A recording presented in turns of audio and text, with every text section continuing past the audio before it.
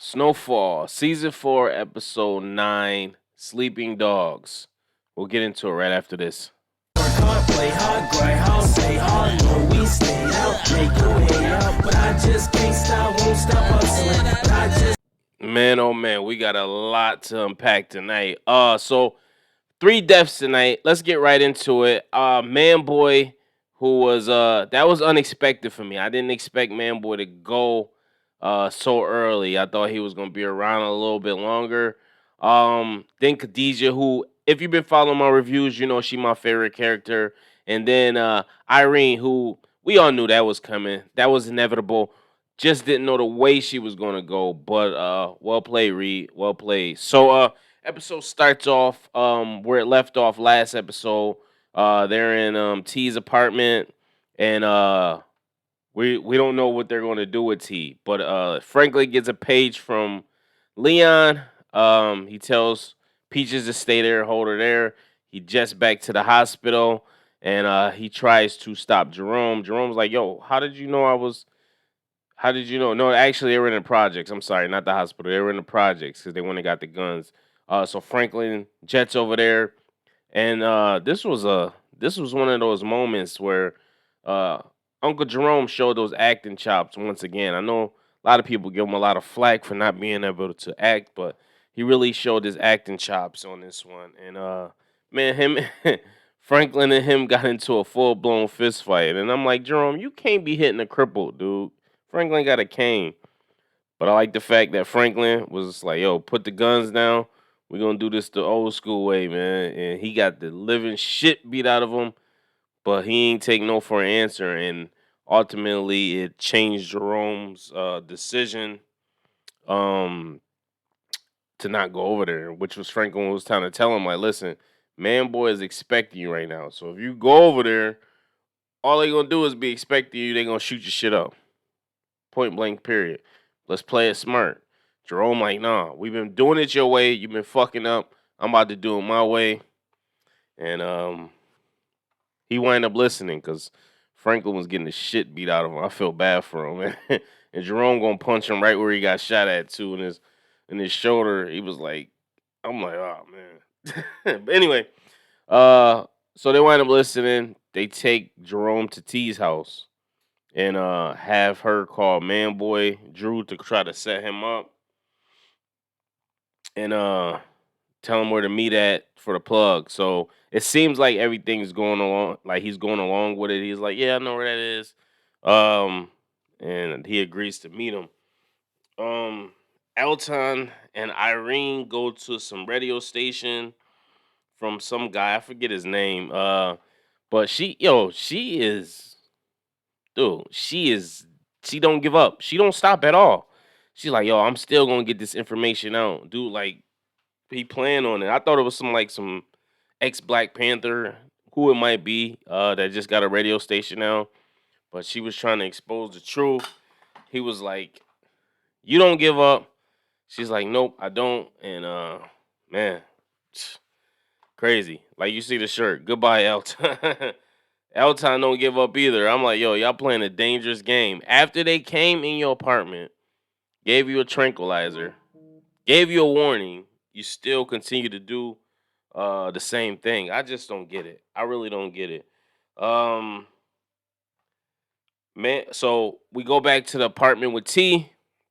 We see Manboy bust in there. I'm like, oh, this dude. I'm like, and I was giving kudos to Manboy because I'm like, yo, he's smart. He knew she was setting him up by the tone in her voice, or he just knew. So he goes in the apartment, and he puts the gun to her, and I think he's about to try to rape, or I don't want to say that. I think he's about to try to assault her. But she pulls out a knife, stabs him. Then he pulls out his gun. He's about to shoot her. And all of a sudden he gets shot. And it's fucking Franklin. I'm like, oh no, not my boy, man, boy. I'm like, oh, but yo, he went out like a G. He told him, and I think he gave a premonition for probably what we're going to see in season 5. He said, "Yo, you think y'all gonna be together?" He's like, "You think they not gonna turn on you? You think they not gonna turn on you?" And I think that's a premonition for probably what's gonna go up in season 5. I think it's gonna be a divide. Because as you can see, Leon is on his way out. Um, he's not really. You could tell that him killing that kid changed him. So I don't know. We'll see what happens. Um, Uh, so Franklin tells T she got to take credit for this body. So I see what he did there. He wiped the gun off, handed her the gun, so her prints was on there. Which was weird because they didn't really do forensics and shit back then. So I don't know. Dude, I just pay attention to detail. But he told her she gotta take the hit for us. And while they were inside, Jerome fucking crazy ass shoots up the car that Man Boy's Peoples was in. So I'm like, yo, Jerome is trigger happy now. Like he went from feeling bad to killing somebody to just he laying everything down now about his baby Louie. But he comes in apartment um right before Man Boy ends, and like I said, Man Boy went out like a G. He gives T the gun, told her she got to take the fall for that body. Just say it was a break in, and yeah, shit is crazy. So no more. Rest in peace, Man Boy, man. He was he was I ain't gonna say he was loyal, but he kept it gangster to the end, man. He was one of my favorites, man. Him and his sister. That's crazy. We lose them both the same episode. Uh, so we go to Khadijah and Scully, right? And Khadijah's plotting on a way to get Leon again. And Scully says something. He might have asked her about something, and she hit this nigga over the head with a glass ashtray, broke the shit over his head. I was hollering. I said, "Yo, this is crazy." Uh, she really hit that man in the head. Scully got a weak spot for it and I hate the way they have done Scully, man. They regressed his character significantly. He went from being I don't know, maybe because he's not doing drugs no more, but he went from being this loose cannon, wild ass dude to the voice of reason now. I'm like, come, this is not how envisioned Scully to be. I didn't even expect him to be the last one standing. But he might revert back to his old ways, seeing that his baby's gone now. So she calls Black Diamond and I keep forgetting. I think it's Dallas and Black Diamond, and tells them it's double the bounty for Leon and Saint and them, and she ain't playing no games. But she trying to get Scully on board. He not really with it. You can see he has gotten enlightened since the loss of his daughter. He's just keeping it cool. But she tells him about that's what it was. She told him about Man Boy. And he said, "Man, I told him not to go over there." And she cracked him over the head with that damn ashtray. And I was hollering for a good 5 minutes. I had to pause it because I was laughing so much. Um, what else we got here? Uh, so we go to the hospital. We see Louie. She's up. Jerome's filled her in on everything, and she has the idea to call Black Diamond in Dallas and tell them that they'll just pay them more to cross Khadijah out. You know what I mean? Because you know what I'm saying. Money talks, BS walks. Uh, which was a brilliant idea. I don't even know why they didn't think of that. I'm surprised Franklin didn't think of that. Meanwhile, Jerome and Sissy talk. She goes to the hospital to see Louis, and she's trying to tell Jerome. She sees that Jerome has took a turn. You could just tell. You know, that's her brother, her baby brother. She knows, and she could tell like he's on the war path. He's took a turn. She know how he is. He not really like that. He is now though, and she just tell him that she hopes he can turn it around before it's too late. You know what I mean? Because this is a never ending game with them. Man boy dies, another man boy just gonna pop up. You know what I mean? If Scully dies, it's gonna be another Scully pop up. That's what happens when you're dealing with hood people, man. You're in the hood all the time. It's just inevitable. But she was telling us some good advice. They had a little heart to heart. I liked it. I liked seeing scenes between those two because, like I said, they don't be thinking my man Jerome know how to act. But if you look at other roles, the character that plays Jerome has been in, he's a completely different character. For him to be able to talk like that on a consistent basis, and he does a good job. But anyway, so Wanda shows up to the strip club where Dallas and Black Diamond work, and I didn't even know they were strippers. Actually, I did know they were strippers, but it was weird seeing them at the strip club. Uh, they in there doing their thing. Wanda comes in there. She's all cleaned up, teeth still fucked up, and she tells them that she know where Leon is, and she's so convincing. I'm just really thinking like, yo, she really calls Leon like she would do that. But it was all a little setup. So we cut to Reed, and he is talking to Javi, and he's telling them that the CIA let him go. And I'm like, yo, what did I miss? I'm like, yo, do I gotta go watch the old episode? I don't remember him getting fired. And yeah, so he's telling them that, but come to find out, that's not true. But at the time, I'm like, yo, and it's something going on with Javi, I believe. So I think he's just trying to keep him at bay, tell him what he wants to hear to try to get to the truth. Um, so Black Diamond in Dallas, they showed him again. They show up in an apartment. Leon sitting in a chair, tied up. Uh, and fucking in walks Khadijah. Actually, they call Khadijah. Actually, no, this is before Wanda pulls up in the car. I'm sorry, I'm jumping the gun a little bit. I'm a little tired. I'm sorry, but anyway, Wanda takes them to a location. As they're at the location, all the cars pull up, and Franklin hops out, Jerome hops out, and they get the drop on them. They put the gun on Wanda. She's like, "Yo, you ain't tell me there's gonna be a gun involved in this." And they give her a prop. They give them to a proposition. He like, "Yo, I want you on the payroll." Like I thought this was gonna be a one time thing. He like, you know what? They soldiers. It's good to have them in pocket. So they like, yo, how you know? How we know you ain't gonna kill us afterwards? You know what I'm saying? And I mean, that was the plan originally, but I think ultimately they understand it's business. You know what I mean? It's not personal, and it's better to have somebody like that on your team than against you. So they agree with the plan, I guess, because next time we see Khadijah, she's making a phone call. She gets a phone call from them telling them she got Leon. She tells Scully to come. He's like, no, I'm not. I'm good. And she like, yo, you need to get on board. I don't understand. So she grabs a pistol. She heads over to the location she needs to be at. Before we get into that, Irene and Teddy meet at a restaurant, and Teddy comes in there and he give her this pity story about how he isn't CIA anymore. And I'm like, yo, when did I miss this? Like, how did I miss this? And he agrees to tell her everything. And she asks for a drink.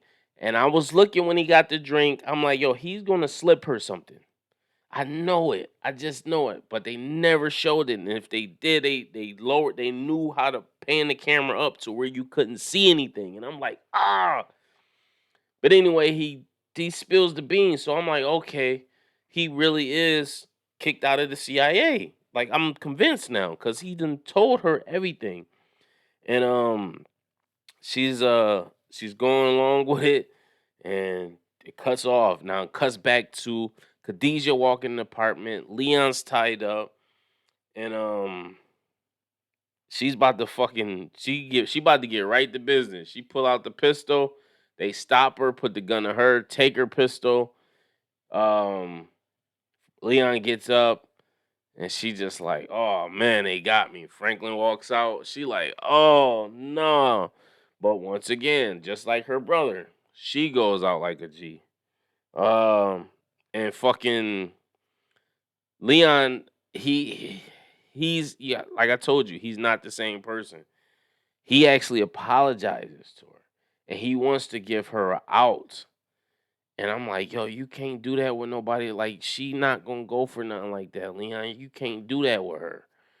This is what I'm telling the TV, like he can hear me. But because she has too much hurt. Like she lost something way more than you lost. She lost a daughter. You lost your man, your friend, but she lost something she gave life to. So it's a different thing, Leon. And I understand he's hurt by it. But she tells him, I'm gonna hunt you for the rest of your life. You gonna have to see me because I'm gonna hunt your ass. And she's like, yo, you expect me to be a bigger person, huh? Is that it? And Jerome just pops her ass. Bah. And Leon's like, oh, why did you do that? And it's crazy how they be shooting motherfuckers. They be letting them suffer. They don't finish him off. They just shoot him and they just let him bleed out. That's what kind of what they did with Man Boy and shit. Watch him gasping for air and bleeding out. Khadijah, same thing. She was just laying in her own blood. I'm like, man, these some cruel motherfuckers. And then I'm thinking he about to switch on Black Diamond in Dallas, and he just looks at him like, and I was like, okay, so Jerome, he really in this shit because he understands it. You know what I mean? Because he could have easily killed them too, but he was kind of like, y'all just got paid to do what y'all wanted. Y'all got paid to do what y'all do. You know what I mean? Uh, next we cut to um Scully. They show Scully in the morgue. Um and fucking he's distraught. He is so distraught, man. I feel so bad for him. They show Khadijah in the morgue. He pulls the drawer out and he gives her a kiss and he's a mess, man. Rest in peace, Khadijah. Like I said, she was my favorite character. She was also soft on the eyes. She was gangster. She know how to she was everything. Um but she's not here no more. I don't even know where the show gonna go no more now. They getting rid of all their adversaries. Um but anyway, we at the hospital and we see Alton and Sissy hugging. Yes, they're hugging. And she's like, yo, I thought you were leaving. And he said, yo, I only wanted to leave with you. And they having a heartfelt now. You can see she's considerate because dude, she does not want to be in this. She tried everything she could do to get Franklin in, but it's getting too crazy. Like it's getting too close to home with Louis. So I think she's really like, I can't do this. And as they're hugging, Franklin fucking comes up to him and like, yo, what the fuck you doing here and shit. He's like, goodbye, Elton. Goodbye, Elton. And Ellen winds up taking off. Um, you know, they wind up talking or whatever, to chopping it up. Then we cut to Irene, and she's driving home. Her and Teddy walk out the restaurant, or the bar, or restaurant, whatever they at. She's stumbling. He tries to get her, help her, or call her a cab. She's like, no. Uh, she gets in the car. She waits for Reed to drive off. As she's driving, she's nodding and she's trying to hold it together. And then you just see her out cold, like done. Crashes, and then lo and behold, Reed walks up, put his hand over her, and he suffocates her, dude. Like whatever he gave her, immobilized her, so she couldn't move really, and he just suffocated her and took the recorder. I'm like, damn, this motherfucker is slick, dude. Reed definitely get most improved award this season because he been gangster this whole fucking shit. So hey, listen, everybody knew Irene was going to go. We just didn't know the way she was going to go. So everybody knew it. So this was no surprise.